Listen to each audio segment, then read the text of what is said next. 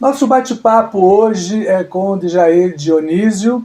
Ele é professor, doutor em literatura, e nós vamos conversar um pouquinho hoje sobre as religiões afro. O Djair, ele é pai de santo também. Tudo bem? Tudo bem, espero que os seus ouvintes, né, as suas ouvintes também estejam bem, né, que todos, todas e todos estejam bem. E diga uma coisa, no Brasil, você tem mais ou menos a mesma idade que eu tenho, e quando a gente era criança, a maioria era direcionado para a Igreja Católica e alguns grupos para as igrejas evangélicas. A gente quase não ouvia falar, né, ou se ouvia muito pouco, sobre religiões afro. Como é que foi para você essa sua infância? Como é que você descobriu a religião afro? Então, vamos lá. Então, eu nasci em Londrina, sou de 4 de abril de 1966. É um número bem interessante, né? 4 do 4 de 66, né? Sim. E eu sou canhoto. Então, eu acho que é importante dizer isso, porque vai ajudar a entender essa minha história, né? Relacionada aos cultos afro-brasileiros, né? Vamos colocar assim inicialmente, e indígenas também que estão dentro, né? Nós sempre fizemos coisas relacionadas aos valores civilizatórios indígenas e africanos, né, considerando que a África hoje são 54 países, até 2012, 13 eram 53, porque o Sudão se dividiu, o Sudão do Sul, está uma guerra horrível lá, né? Sim. Mais 50 mil pessoas mortas em 2024, né, e não se fala muito sobre isso, né? E é uma guerra que não tem previsão, não tem assim uma lógica de fim, né? Sim. E aí, eu acho que é importante dizer disso também, porque a gente não ouvia falar das religiões, porque a gente não ouve falar de África. Até hoje a gente não ouve, muito pouco, né? Por que as pessoas não têm tão pouco conhecimento sobre a África? Porque houve uma tentativa de apagamento, né, de toda a escravização no país, né? De todo assassinato, todo estupro, né? E de toda a violência cometida contra povos africanos que foram trazidos à força para cá. Eu costumo dizer, às vezes em aula, em palestra, quando eu posso, né, que nós não fomos a CVC, nem não 2-3 milhas, e ainda bem que não foi nela, né? Mas não estou falando mal de empresa nenhuma, mas é o noticiário, né? Então, o que está no noticiário é do mundo, não pertence a mais ninguém, não cabe processo, né? Nós não fomos comprar bilhetes para vir conhecer o Brasil, para vir para as praias, né? E para praticar, sei lá, qualquer coisa que seja, né? Que se diga que a gente pode praticar no Brasil, considerando o que já disseram sobre isso, né? Sobre venham visitar o nosso país, que as nossas mulheres estão esperando por vocês, né? Não houve convite. E você acha que por conta disso o Brasil tenta um pouco meio que apagar isso, até porque foi um dos últimos, se não o último, né, a acabar com a escravidão? O nosso país foi o último. Foi o último porque chegou a um ponto que não dava mais, né? Por pressão internacional, né? A própria questão da industrialização, a Inglaterra impôs esse fim, né? E não é à toa que nós estamos numa cidade chamada Londrina. Sim, e quando a gente vai recolher partes das histórias, por exemplo, não só da fundação de Londrina, mas de Ourinhos, pensando em Dourados, pensando em Umarama, a gente vai observar que a cada 100 quilômetros nós temos uma cidade. E temos uma estação ferroviária que hoje já, muitas delas não funcionam mais. Sim. Mas essa introdução, por exemplo, que vai acontecer lá no governo Vargas, mais ou menos, ela na verdade já tinha sido planejada em 1800. Mas precisava acabar com esse sistema escravocrata, porque a gente precisava ter pessoas numa ideia de emprego por conta da industrialização. Então, como você vai pôr indústria num lugar que tem escravos, né? Então não fazia sentido. Sim. E a gente não ouve, né? Então, para voltar na sua pergunta, a gente não ouvia falar porque não era interessante falar sobre a questão africana, porque a ideia é vender um país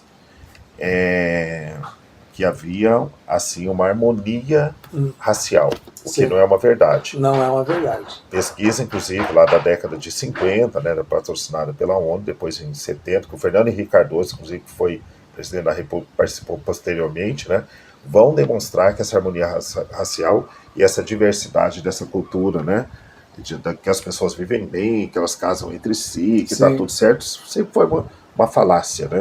Sempre foi uma mentira. E sendo uma mentira, o que mais nos importa é pensar que, por que eu vou falar sobre um sistema que eu chamava as pessoas de coisas, as pessoas tinham nome, ou eu colocava o meu sobrenome, apagava o pertencimento dela, né, que a lógica da escravidão é essa, você apaga a cultura do outro, a história do outro, valor civilizatório e religião. E principalmente a língua, né, porque é pela língua que a cultura é transmitida.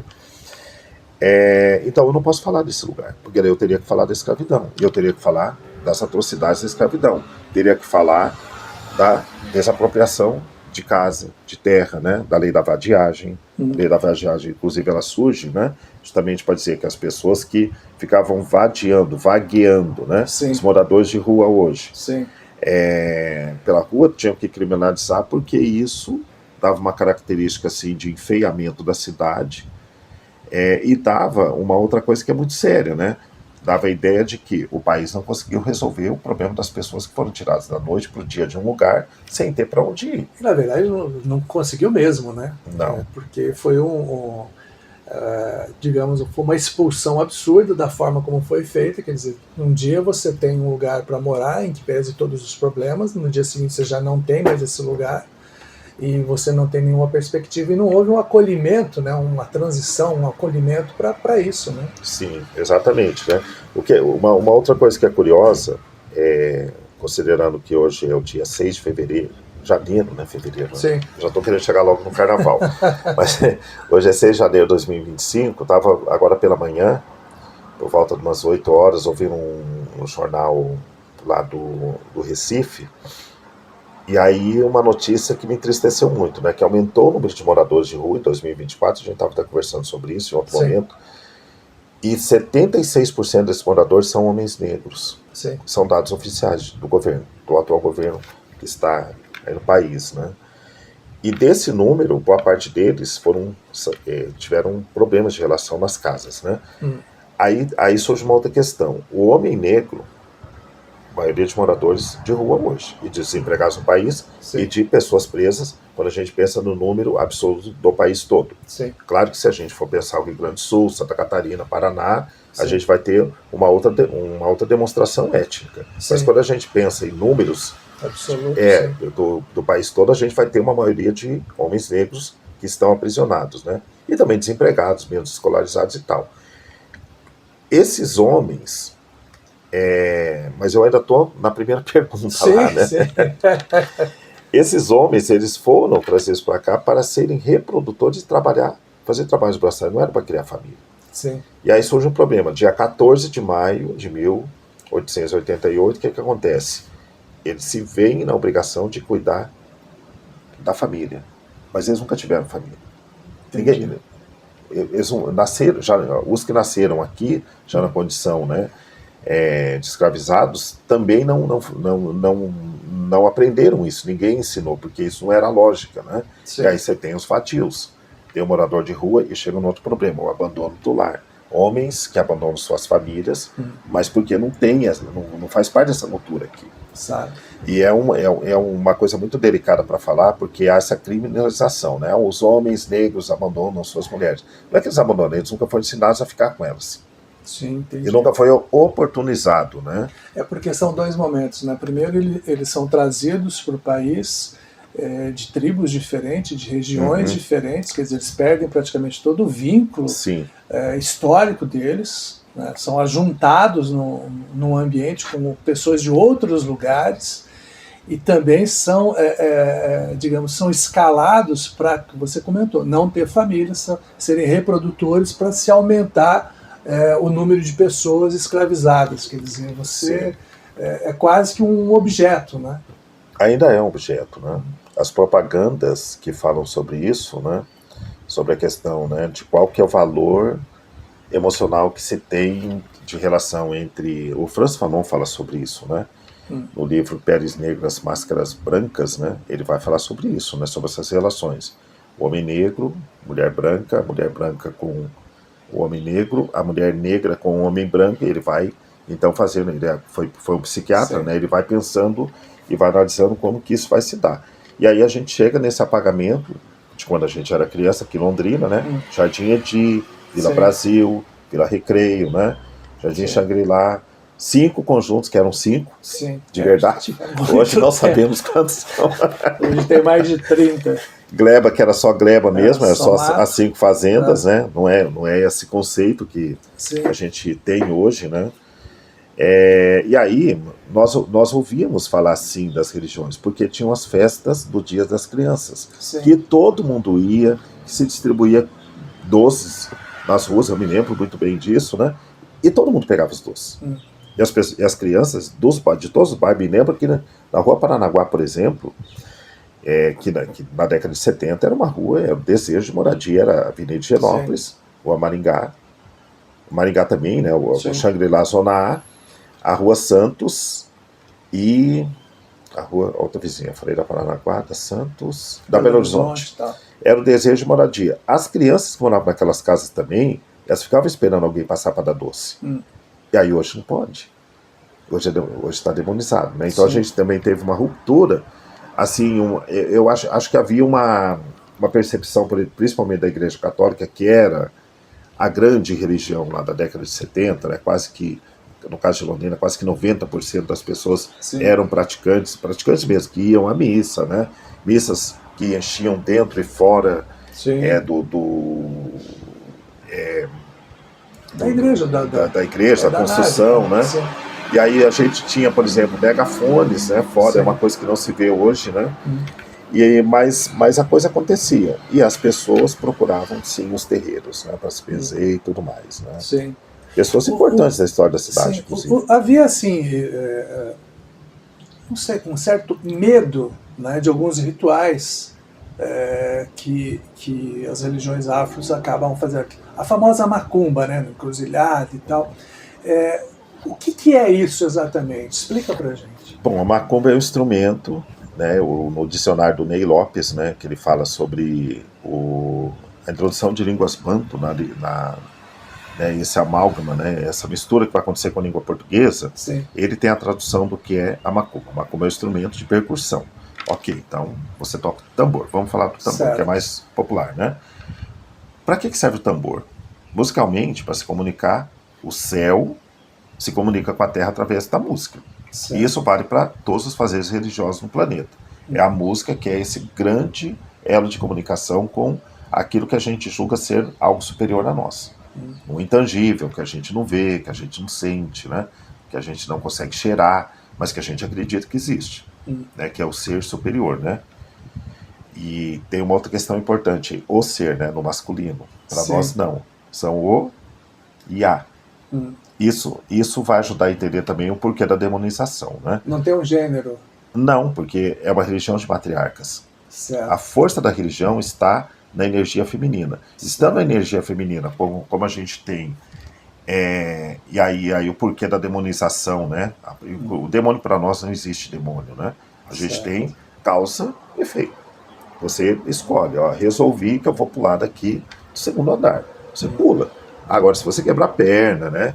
Se você ficar paralítico, tetraplégico, morrer, foi a consequência da sua escolha. Então as pessoas são responsabilizadas por aquilo que elas fazem. Enquanto que outros fazeres, você vai lá, fala, olha, fiz isso, fiz aquilo, alguém te abençoa, beleza, pode fazer de novo. Sim. No nosso, não, você fez, você está enrolado. Vamos falar assim abertamente, você se enrolou sozinho, porque você foi avisado e advertido que não deveria fazer. E aí vem o processo de educação das mães, da punição das mães, né? Quando a mãe fala assim, menino, já falei uma vez, não é o pai, é a mãe, né? Sim. Esse é o poder feminino dentro desse fazer religioso, né? Que é essa ligação do útero, inclusive boa parte, né? O todo, na verdade, que a gente faz, a invocação sempre é feita, o nome da pessoa e o nome da mãe. E aí, essa troca de energia, né?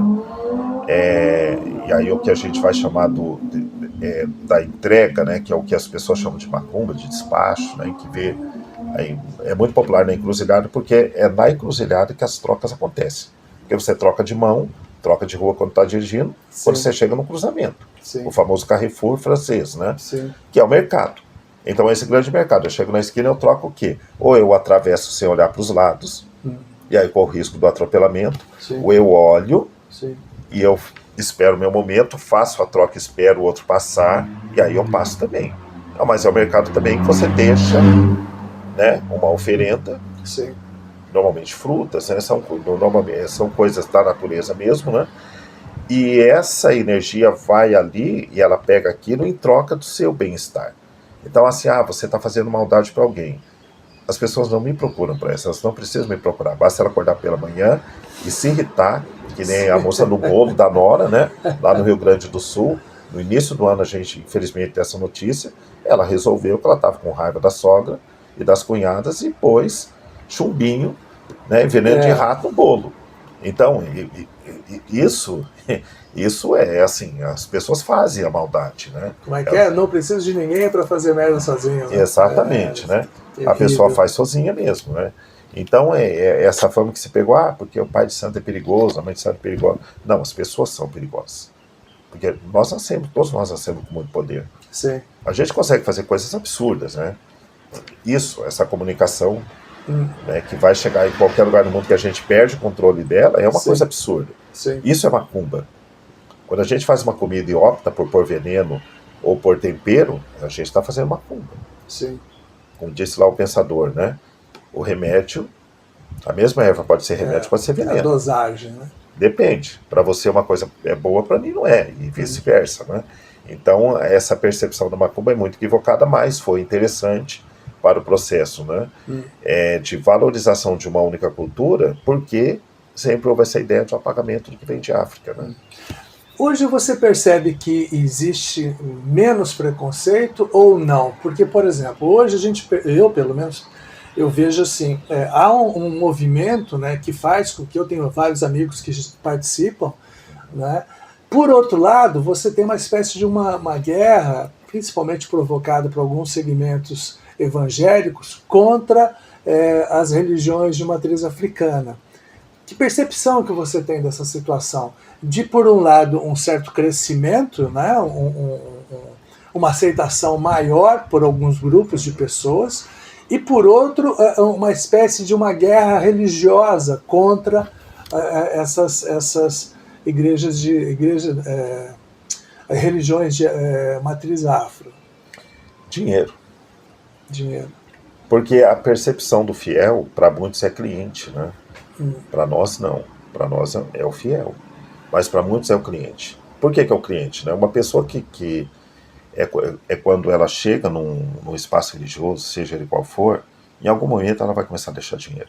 Ela vai dar alguma contribuição espontânea, ela vai ter, né, talvez ali uns 10%, uma mensalidade, que é a contribuição para trocar uma porta, um banheiro que, né, pagar a água do espaço que ela usa, né, pagar os produtos de limpeza, ajudar, por exemplo, na pintura, isso aí faz parte. Sim. Você está num lugar, é uma casa. Todo mundo que mora numa casa tem que contribuir com a casa, limpar a casa. Sim. Quem não consegue limpar, ajuda a pagar a limpeza. Tá tudo bem. O problema é quando há uma necessidade ou uma preocupação de concentrar a renda, de aumentar o lucro, e aí você começa a vender produtos, né? É uma percepção muito minha, eu acho que é uma pesquisa que eu acho que talvez alguém tenha feito ou não tenha conhecimento, mas eu acho que vale a pena pesquisar um pouco mais a fundo sobre isso, porque daí a gente vai ter uma evidência científica também. A outra coisa, a gente acredita na ciência, tá? Sim. Porque o nosso grande patrão da ciência é o Ogum, e a gente está usando a ciência dele nesse momento, né? Então a gente toma vacina, né? Não existe essa possibilidade, né? Enfim, né? Sim. Mas eu acho que é importante deixar esse recado, que a gente tem essa percepção desse lugar, e aí quando você observa, né, que essas pessoas que estão aglutinadas, né, nesse conceito de EBE, de comunidade, elas são pessoas potencialmente, né, que estão levando algum valor financeiro para aquele lugar. Por que eu não vou lutar para trazê-las para mim? Quando eu quero me Você dar acha, então, bem. que tem mais a ver com uma questão mercadológica do que exatamente de crença? É o que a gente observou da década de 80 para cá, né, com um crescimento muito rápido, influenciado pelas igrejas neomodernas, né, norte-americanas, de televisão, né? Sim. De atrair assim multidões de pessoas que fazem doações para comprar um pedacinho do reino do céu. Sim. Nós não compramos um pedacinho do reino de Orum, que é o céu, né? É isso que não, eu ia te perguntar. As religiões, de uma certa forma, todas elas fazem um oferecimento para atrair um público. A Igreja Católica sempre pensa na caridade para você atingir o reino dos céus. As igrejas evangélicas, de uma outra forma, mas também, né? O que as religiões com matriz afro oferecem para as pessoas? Nada, porque a gente não distribui panfleto, nós não temos canais de televisão. As pessoas nos procuram porque elas querem um bem-estar emocional, espiritual e principalmente psicológico, né?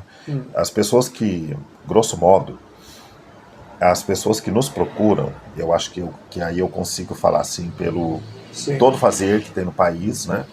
Eu tenho essa possibilidade de me comunicar com muita gente de outros estados. Elas nos procuram porque estão arrebentadas, porque elas foram expulsas de casa, porque elas vêm sofrendo agressão doméstica, porque elas passaram por processo de estupro, tanto homens quanto mulheres, porque elas passaram por desencantos amorosos, desencantos religiosos, né? Porque elas tomaram golpe. Então elas nos procuram nesse primeiro momento para ter um lugar que elas possam ser ouvidas, não doutrinadas. O que é a mesa, né? O lugar de atendimento de um pai e de uma mãe de santo, né? Normalmente é o oráculo, é a mesa de jogos. Eu não olho para você e falo, eu acho isso, eu não acho nada. Eu consulto o oráculo, que é algo que existe há coisa de 30 mil anos, né? Isso tem documentação farta sobre isso. E aí, a partir do oráculo, eu digo, olha, talvez seja interessante, a partir desse momento, você ajudar menos as pessoas, você ajudar mais. Fique bem primeiro. Aí o seu vizinho vai ficar bem também. Pinte sua casa primeiro, não adianta você arrumar a casa do vizinho e a tua tá com a porta quebrada, né?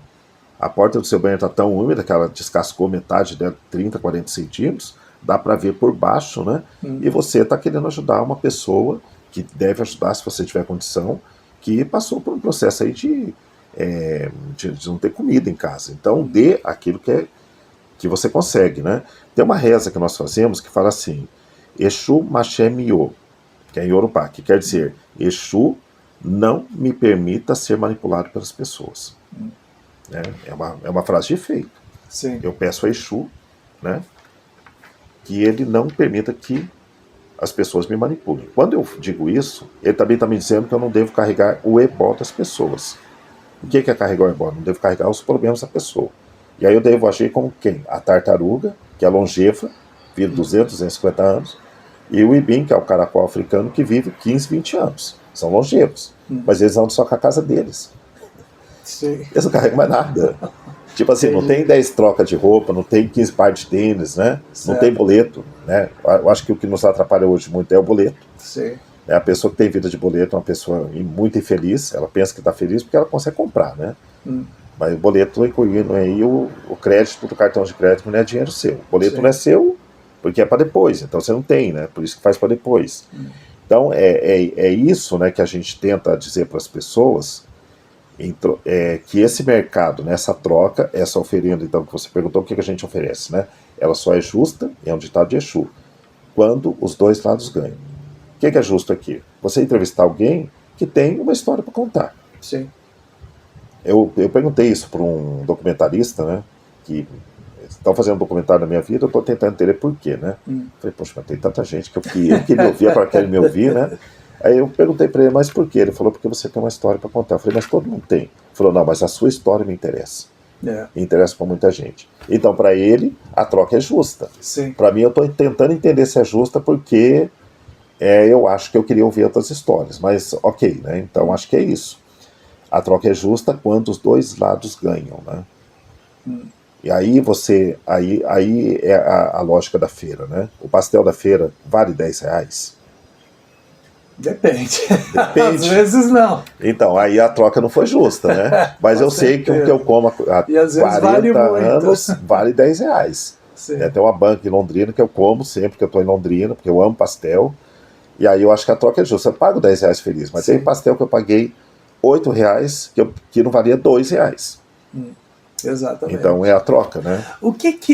Quais são as características das religiões afro em relação a outras, por exemplo? É a característica que mais traz problemas para nós devido a esse apagamento histórico, né? O nosso culto está relacionado ao cuidado com a natureza, né? Quando eu cheguei aqui, eu observei que tem um peregum, que é uma dracena verde, né? A sua aqui é verde e amarela, né? Essa árvore pertence a esse orixá Ogum, que é o senhor da tecnologia, né? Então, para nós, é uma árvore sagrada. Então, eu não posso cortar essa árvore. Certo. Então, essa coisa assim, vamos aproveitar e vamos passar o trator em tudo, né? Umas falas que foram ditas, inclusive, por um ministro, né? Sim, o que é muito absurdo, um cara do meio ambiente falar um negócio desse, né? Mas que já vinha de processo, de quando ele foi secretário em outro estado também. Sim. Para nós não funciona. E aí talvez seja o grande nó que faz com que haja um ódio crescente, né, em relação a nós, porque a terra para nós tem muito valor. Pisar na terra é muito importante. Então morar em apartamento para nós, por exemplo, é um problema, porque você está pisando em cima da cabeça do outro. E nós precisamos nos conectar com a terra. Como que você se conecta com a terra morando em apartamento? Como que você tem um espaço religioso, e aí vai uma crítica, inclusive para o meu grupo, para a parte do meu grupo, e está tudo bem, né, porque eu acho que a gente também tem que falar algumas coisas, né? Quando você tem templos hoje que são de mármore, você tem que pisar na terra. A gente precisa de mármore? Primeiro que não tem mármore no Brasil, né? Sim. Faria mais sentido pegar o granito do Espírito Santo, que tem um valor absurdo de mercado fora do país. O povo sonha em ter granito brasileiro, e a gente quer um mármore, né, que eu acho que nem Patuba serve, né? Eu não gosto muito. Eu acho cafona, né? Para mim, assim, particularmente é cafona. Então a gente tem que pisar na terra, a gente tem que cuidar da natureza, né? A gente tem que ter um cuidado muito grande com rios, com fundos de vale, né? Com a população ribeirinha, com os marisqueiros, com os moradores de rua, com as pessoas assentadas. E aí a gente acaba se conectando com grupos que estão em embate com os latifúndios. E é onde começam os nossos problemas. Porque a galera que controla esse meio, né, que nos ataca, né, que são essas grandes fundações financeiras, né, muitas delas mascaradas em igrejas, elas estão muito ligadas a esse latifúndio, a esses grandes proprietários de terra. Né? Entendi. E aí é interessante, por exemplo, acabar com um terreiro que tem 5.000 metros. Os terreiros, por exemplo, do Rio de Janeiro, né, que vem sofrendo assim, uma agressão muito forte nos últimos de 8 a 10 anos para cá, desse narcopentecostalismo, né? Isso, veja, traficantes neopentecostais, é uma coisa sem sentido nenhum, mas enfim. Não, e que é afiliado a Israel, e Israel nem gosta de Jesus, exato, só vê ele como um cara, né? É uma confusão de informações, de informação horrorosa. E por que isso acontece? Os terreiros, né, chama-se terreiro, né, e o nome popular assim para esses espaços, né, mais antigos da Umbanda, mas principalmente do Candomblé, porque eles ficavam em sítios. E aí esses lugares hoje são muito valorizados, porque a cidade foi chegando nessa parte rural, e essa parte rural ficou muito valorizada. Como que você tem um aglomerado de prédios querendo chegar, isso já está acontecendo na minha região, né, o meu terreiro é numa chácara, eu estou vendo isso acontecer, especulação imobiliária, né? Você não pode ter um espaço religioso que ocupa 5.000 metros. Pô, 5.000 metros você constrói aí 20 andares, 30, né? Exatamente. Faz piscina, faz coisa privada e tudo mais, você ganha muito dinheiro com isso. Então eu tenho que tirar o terreiro. Como que eu faço? Eu não posso pegar lá e invadir a terra do outro. Pelo menos a gente pensa que não, né? Supõe que não, né? Mas, segundo a nossa legislação, eu pego e começo a demonizar. Então eu crio um grupo, começo a falar mal. Olha, essas pessoas são maldosas, né? Sim. Elas estão tramando o nosso mal, elas querem nos derrubar, elas querem nos aniquilar. Olha lá por que a gente teve que escravizar eles. Aí volta lá, né? Naquele conto de fadas lá, que um filho viu o pai nu, e aí contou pro irmão, é uma passagem da Bíblia isso, né? Lá no Velho Testamento. E aí, no outro dia, né? Naquele momento lá, não podia falar mal do pai publicamente, né? Mas o pai bebeu um vinho lá, uma cachaça, né? Um velho barreiro da época. Caiu lá e o filho, papai tá nu lá, tá? Falou pro irmão, e o irmão pegou no outro dia, né? Tipo Rômulo e Remo.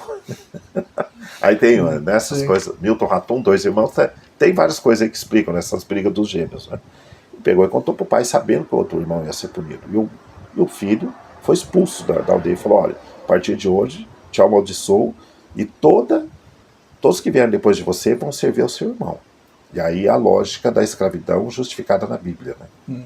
É uma passagem bíblica que fala sobre isso, né? Sim. E aí eles voltam e recorrem a essa história antiga, e uma galera que fala de perdão, né? Então eu acho um pouco confuso, né? Sim. Fala disso para dizer, esses são aqueles amaldiçoados lá de trás que viram o pai nu, ao invés de cobrir o pai, pegou e saiu falando. Sim. Né? Então eles voltam com isso aí para a tentativa de tomar terra. Né? Onde Deus, o Deus católico, o Deus cristão, né, e o Deus judaico entra na religião de vocês? Lugar nenhum. Lugar nenhum. Nós somos anteriores. Né? Isso existe há 25, 30 mil anos. Então nós estamos falando de 2024 anos para cá, não entra. A Bíblia, se você pegar o pé da letra, ela te traz 10 mil anos mais ou menos de história. Né? Mas então nós estamos falando de 25 mil anos. Então, quer dizer, a base ela veio desse lugar. Né? O próprio nome Jesus, né, quando a gente pensa na palavra Exu, E-S-U, escrito em Yorubá, se tira o J e tira o S, né? Baco Blues, disco, uma banda famosa aqui no Brasil, já falou isso, já explicou isso na música deles, basta ouvir, né? Você deu o nome de Exu no meio de Jesus. Quem é esse orixá, né? Esse orixá é exatamente isso, né? Aquele que vem e traz a verdade. Ele te mostra a verdade. Mas aí a galera não quer ver a verdade, né? A verdade talvez esteja em outras situações, né? Então, esse ataque e essa coisa de dizer, olha, então, vou pensar na figura de Jesus, que é uma figura emblemática também, né? Loiro, de cabelos longos. Isso não é possível na Terra que ele nasceu. Não, por uma questão biológica, de sobrevivência. Sim. Mais uma visão europeia porque é interessante colocar essa visão europeia, né? Justamente por isso, pelo apagamento histórico, né? E por essa questão. Mas os fiéis, é importante dizer o seguinte, que os fiéis não têm responsabilidade sobre isso, mas sim aqueles líderes que ainda pregam esse tipo de coisa. Sim. Porque o fiel, ele é fiel. Ele segue. E ele não segue cegamente porque não sabe o que está fazendo, ele segue porque ele acredita. E que ótimo que as pessoas têm né, fé em alguma coisa, né? Mas a grande questão é quem conduz, né?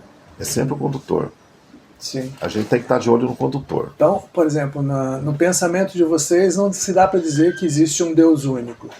Não é possível pensar isso. Porque se houvesse isso, as pessoas matavam em nome de Deus, o irmão.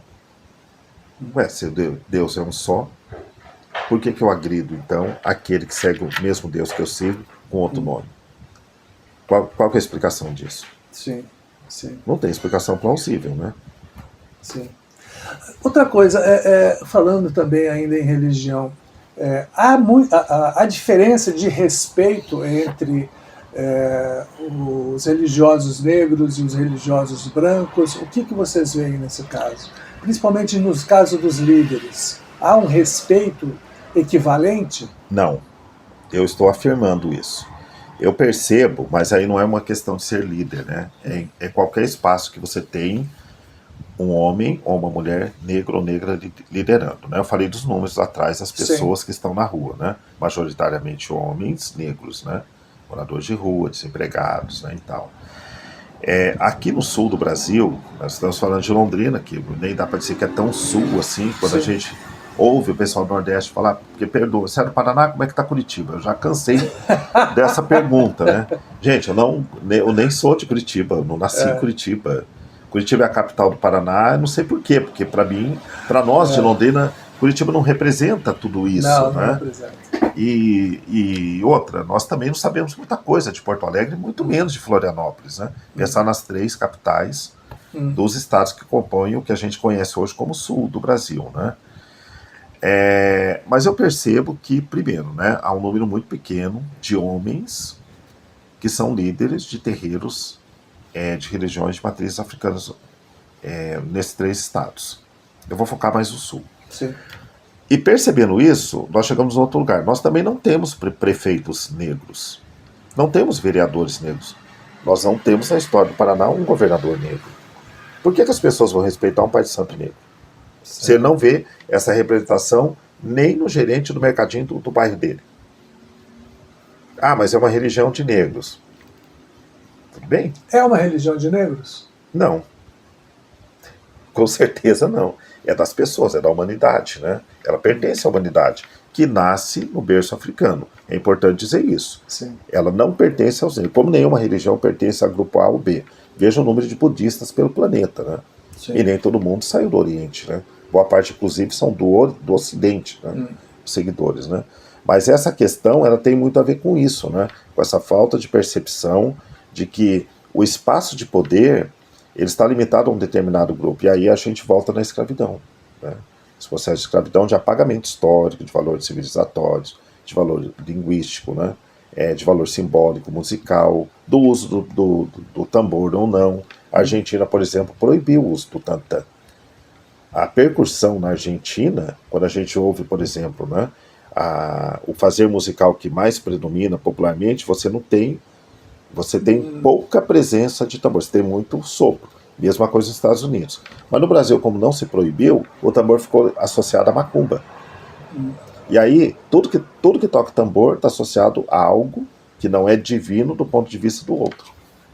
Entendi. E faz uma diferença brutal o tambor em toda a cultura musical do Brasil, né? Faz diferença. É a nossa marca registrada, né? Registrada. Phil Collins é um cara antigo, talvez o pessoal de mais... Os não tão jovens quanto nós, né? Sim. Ou mais jovens do que Phil nós. Collins veio gravar, Isso. Michael Jackson veio gravar. Em busca do tambor, Em busca do tambor. O Sepultura, que é uma das maiores bandas de heavy metal pesadaço do mundo e é brasileira, usou também muito tambor, quer dizer...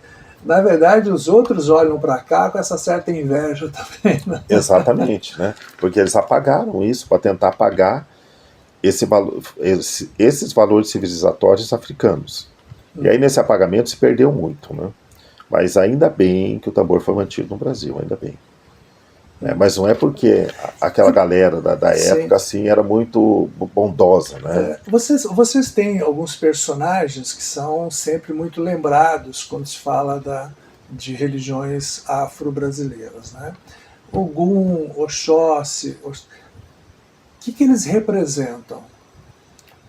Uma explicação didática para alguns desses personagens mais característicos que as pessoas ouvem mais falar. O que eles representam? Se fosse o primeiro dia de aula da graduação sobre o que é macumba, que vai durar 4 anos. Vamos pensar no primeiro dia da apresentação. Então nós temos Exu, essa grande esfera, que é uma explosão, é uma lacterita, é uma pedra, né? A representação dele, inclusive, é essa pedra lacterita, né? Que ela se expandiu em vários pedaços e aí formam os continentes, as cidades, né? Os grupos étnicos e tudo mais, né? Então ele está presente em todo lugar. Essa grande energia que vibra em nós, né? A representação de Exu é a língua, porque para nós o céu da boca, 32 dentes, na média, né?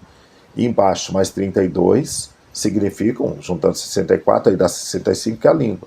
Então a nossa língua se comunica com o céu e com a terra, através da boca. Então, aí a representação do nosso corpo nesse orixá que é Exu, que é o dono da comunicação. O que a gente está fazendo aqui hoje é o movimento exuístico. Certo. Então isso está presente aqui, porque a gente está conversando, fazendo essa troca. Ogum, tecnologia, representação do metal, tudo que é metal pertence ao Ogum. Seringa pertence a ele, linha de trem pertence a ele, carro, avião, qualquer coisa de metal, chip, né? Esse sistema de comunicação binário pertence a ele, né? E aí também algumas árvores, como eu disse, o peregum, né? Que é importantíssimo, que é a dracena verde, né? Oxóssi, ele é tido como uma energia de representação da mata. São vários caçadores, porque Odé quer dizer caçador, né? Então Oxóssi é essa grande representação dos caçadores, que eles usam instrumentos óbvios de caça, né? Então arco e flecha, a bordana, o estilingue, né? Sim. Muito comum, muito utilizado até hoje, inclusive em várias culturas do mundo, né? Sim. E ele é o dono da mata, né? Então a mata, ela precisa ser cuidada para que a gente tenha folhas, porque sem folhas não tem orixá. É um ditado máximo do nosso fazer, né? Cozi euê é folha, cozi orixá. Sem folha não tem orixá, então a gente tem que cuidar da mata. Porque todos os orixás têm representação de plantas também, né? Sim. Aí Iemanjá, que você falou, né? Sim. Iemanjá, no continente africano, é um rio. E aqui no Brasil, ela se transformou nessa grande representação do mar, né? Então, o que o mar tem abaixo da superfície? O que nós não sabemos. O segredo, né? Então, Nanã é uma orixá mais antiga, tida como mais antiga, então ela meio que pertence ali ao lodo, né, a parte das profundezas mesmo, né, do mar, como o Olokun, que é um outro orixá também muito pouco cultuado no Brasil.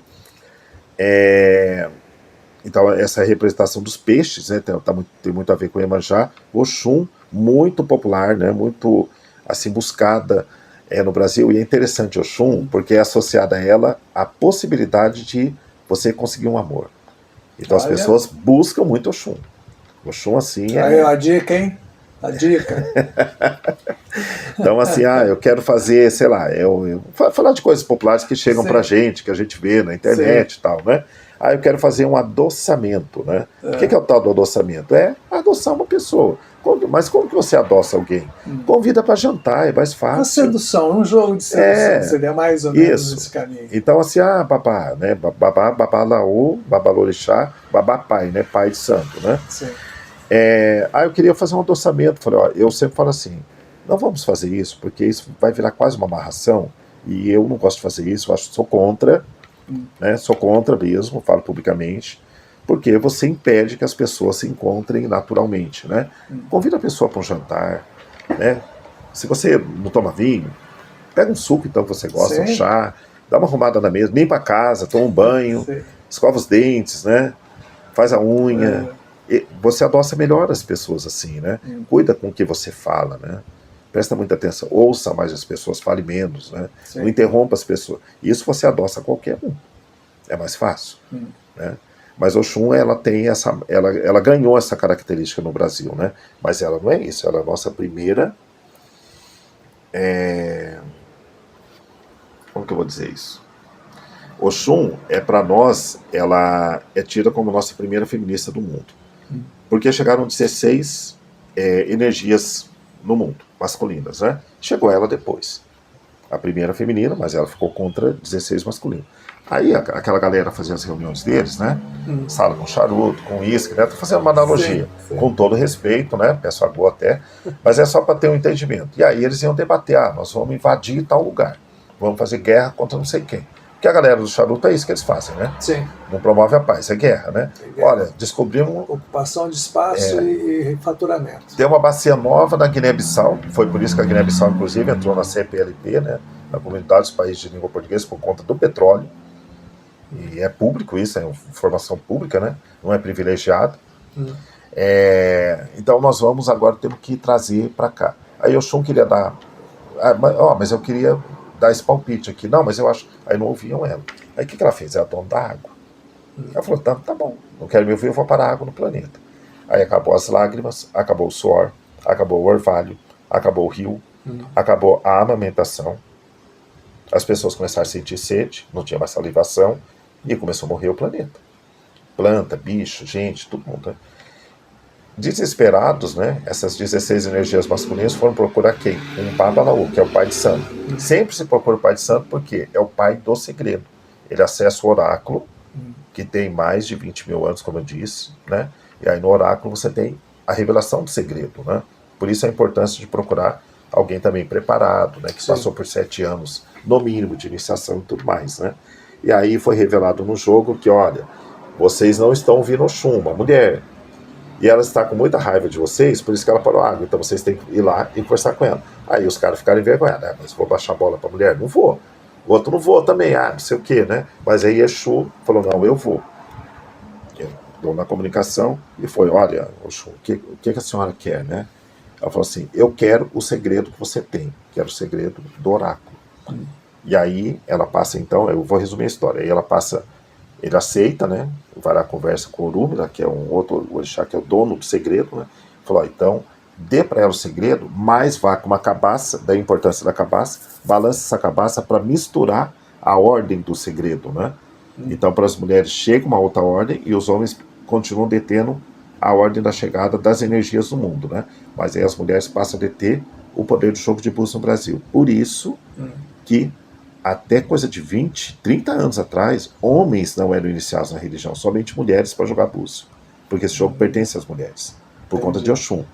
Então veja como é revolucionário isso, né? É uma história muito antiga, né? Que data, a gente não sabe de quanto tempo, né? Que faz também com que haja perseguição a essas religiões. porque as demais religiões não permitem mulheres no poder. Mas a nossa, sem a mulher, a gente não faz nada. Então, assim, termos mais populares seriam esses, né? Para terminar, acho que vale a pena falar de Obatalá, Oxalá, né? Esse orixá branco, né? Todo muito puro, muito limpo, né?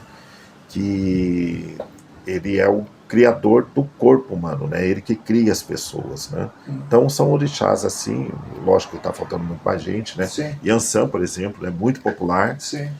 Vermelho, dono do raio, do trovão, é dona dos raios, né? E da ventania, e é casada com o Xangô, né? Que é o dono da justiça, o grande senhor da justiça, que tem o machado, né? Sim. Que pende para um lado ou pende para o outro, a depender do direito de cada um, e que é o dono do trovão. E é isso, né? E aí tem os beijos, né? Que são os orixás infantis. Se, por exemplo, vamos pegar uma pessoa que não tem religiões, né? Ela não... O ateu.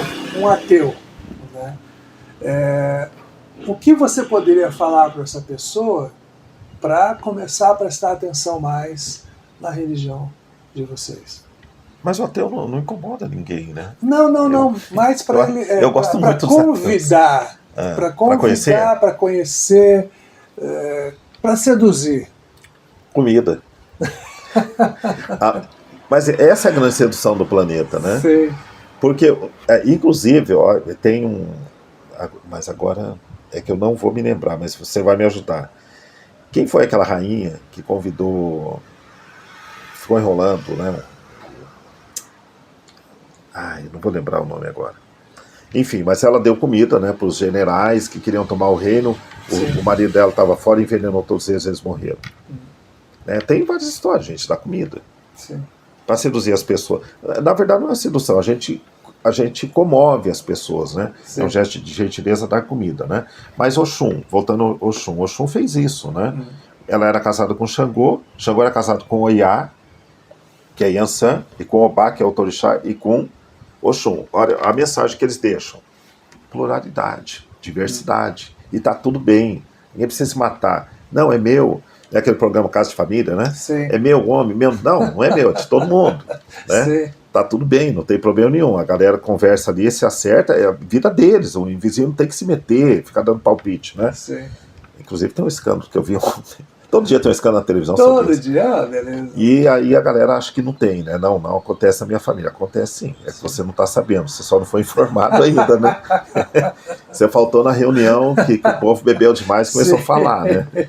Mas aí teve essa situação, Xangô saiu para uma guerra, e aí os generais, outros generais, né, falaram: vamos aproveitar, vamos invadir o reino de Xangô, vamos tomar o reino. O que ela fez?